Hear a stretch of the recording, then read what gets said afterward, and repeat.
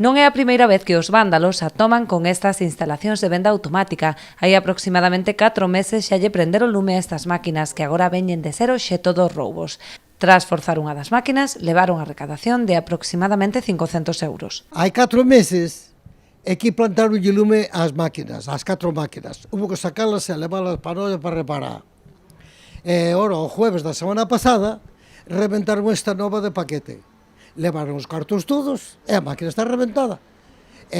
Xa van 2 roubos de 4 meses para cá. O propietario do negocio, que conta con instalacións similares na zona, xa non sabe que facer para disuadir os ladróns.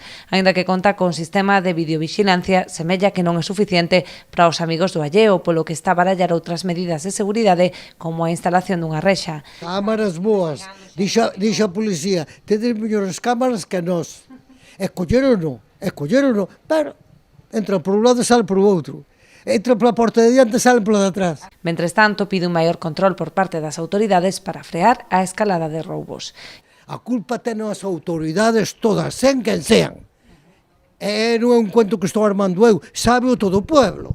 Que é raro que un día con outro non aparecen reventadas unhas cantas tiendas. A que se debe isto? Pois que os maten, que lle den droga bastante que os maten, ou que o leven para o manicomio. Ou vamos ter que ir nós para o manicomio, ou van ter que ir eles. Pero seguro que vamos a ter que ir nós. E eles quedan a vivir do cuento. Do mesmo xeito, os veciños da zona amósanse preocupados pola inseguridade que se vive no mesmo centro de Ribeira. Denuncian a presenza de persoas relacionadas con menudeo de droga e actos vandálicos que atemorizan a veciñanza. Por desgracia, hai ya varios comercios e eso. Non sei si son os mismos o... Pero bueno, sobre todo de noche. No estamos allá moi seguros.